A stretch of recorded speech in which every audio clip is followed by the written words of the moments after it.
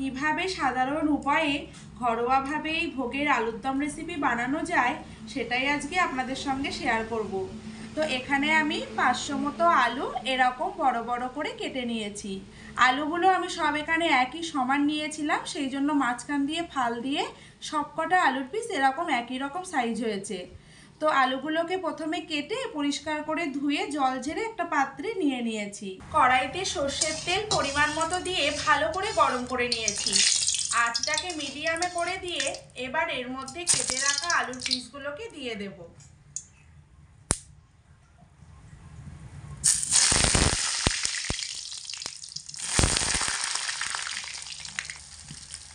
আলু ভাজার সময় এখানে আমি স্বাদ মতো লবণ দিয়ে দেব। লবণের পরিমাণটা একটু কম দেব, পরে গিয়ে আবার দিতে হবে। এবার দিয়ে দেব খুব অল্প করে 1 চিমটে হলুদ গুঁড়ো। হলুদ গুঁড়ো কিন্তু আলু ভাজার সময় বেশি দিলে হবে না, অল্প করে হলুদ গুঁড়ো দিয়ে দিতে হবে। লবণ আর হলুদ দিয়ে মিডিয়াম আঁচে রেখে আলু খুব লাল লাল করে ভাজা করে নেব। মিনিট 5 সময় নিয়ে মিডিয়াম আঁচে রেখে আলুগুলোকে এরকম লাল লাল করে ভেজে নিয়েছি। আলু এরকমই লাল করে ভেজে নিতে হবে, খুব বেশি কালো লাল করে ভাজলে কিন্তু আলু তেতো লেগে যাবে। তো এবার আমি আলুগুলোকে তেল থেকে ছেঁকে তুলে নিচ্ছি আলাদা একটা পাত্রে। তো বন্ধুরা, আলু ভাজা তেলের মধ্যে আবারও একটু তেল দিয়ে ভালো করে গরম করে নিয়েছি। এবার গরম তেলের মধ্যে ফোড়নে দিয়ে দেব অল্প করে একটু গোটা জিরে, কিছুটা পরিমাণে কালো জিরে, আর এলাচ 2টো আর 1 টুকরো দারুচিনি। এবার আমি এর মধ্যে দিয়ে দিচ্ছি একদমই আদা বাটা, 4টে কাঁচা লঙ্কা বাটা, জিরে মরিচ একসঙ্গে বেটে নিয়েছি সেটা দিয়ে দিচ্ছি। দিয়ে দেব স্বাদ মতো লবণ, পরিমাণ মতো হলুদ গুঁড়ো। এবার দিয়ে দেব লাল লঙ্কার গুঁড়ো।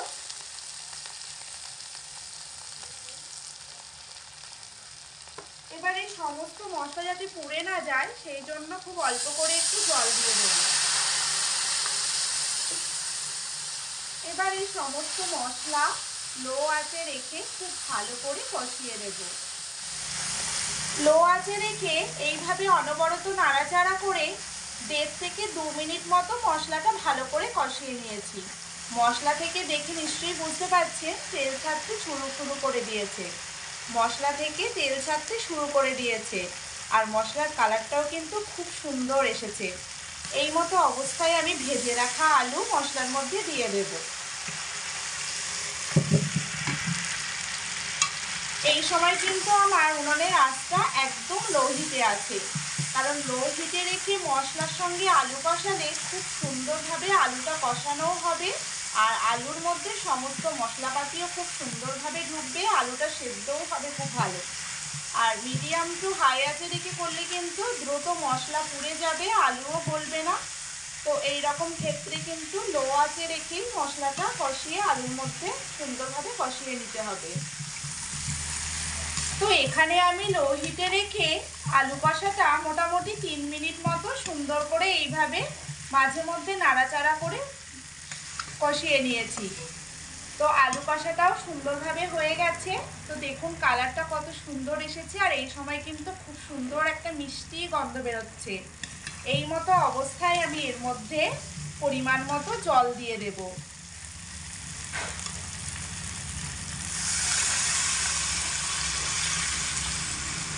যেহেতু এটা আলুর দম সেই জন্য জলটা কিন্তু খুব মেপে দিতে হবে। এখানে জলটা পরিমাণ মতোই দিতে হবে, যে যেমন আলুর দমে গ্রেভি খেতে ভালো চান সেইভাবেই জলটা এখানে অ্যাড করবেন। এখানে আমার আরেকটু জল লাগবে, সেই জন্য অল্প করে আরেকটু জল দিয়ে দিচ্ছি। এবার আমি এর মধ্যে একটা ঢাকা চাপা দিয়ে হাই আঁচে রেখে মোটামুটি 7 থেকে 8 মিনিটের জন্য এটাকে ফুটিয়ে নেব। 7 থেকে 8 মিনিট ফুটিয়ে নেওয়ার পরে ঢাকা চাপাটা খুলে দেব এবং হালকা একটু নাড়াচাড়া করে দেব। তো দেখুন তরকারির ঝোলটাও কিন্তু অনেকটা ঘন হয়ে গেছে আর আলুটা আমি একবার চেক করে নেব যে কতটা সেদ্ধ হয়েছে। আলু মোটামুটি 70% মতো সেদ্ধ হয়ে গেছে। এবার এটাকে আমি একদমই লো টু মিডিয়াম আঁচে রেখে আবারও এটাকে ফুটিয়ে নেব। ঢাকা চাপা দিয়ে দিলাম। এবার লো টু মিডিয়াম আঁচে রেখে মোটামুটি 7 থেকে 8 মিনিট মতো আবারও এটাকে ফুটিয়ে নেব।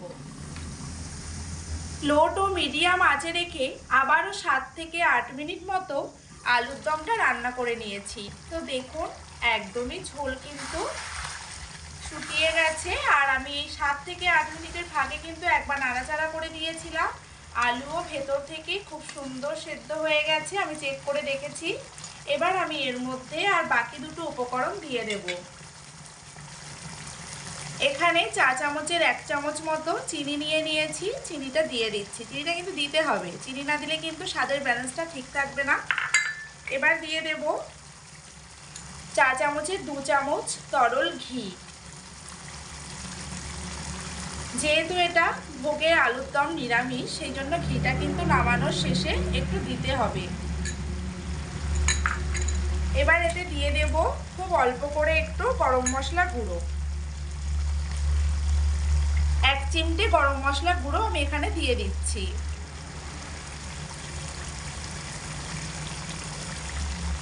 এবার এই 3 রকম জিনিস দিয়ে হালকা একটু নাড়াচাড়া করে নেব আলতো হাতে।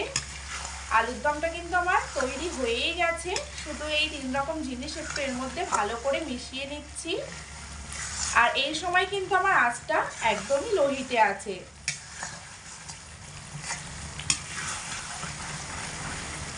তো দেখুন বন্ধুরা কত সুন্দর হয়েছে, আর দারুণ কিন্তু একটা মিষ্টি গন্ধ বেরোচ্ছে।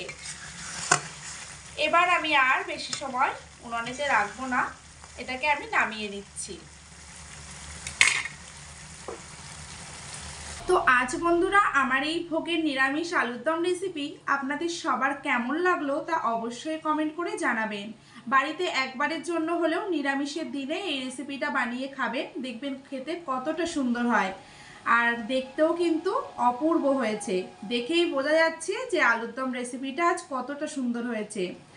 আমার এই চ্যানেলের ভিডিওগুলো যদি আপনাদের একটু উপকারে আসে তাহলে অবশ্যই আমার এই চ্যানেলটি সাবস্ক্রাইব করার জন্য আমার সকল বন্ধুদের কাছে আবেদন রইল। আজকের মতো ভিডিওটা এই পর্যন্তই। পরবর্তী ভিডিওতে নতুন কোনো রেসিপি নিয়ে আপনাদের কাছে হাজির হব। সবাই ততক্ষণে অনেক ভালো থাকবেন, সুস্থ থাকবেন। ধন্যবাদ।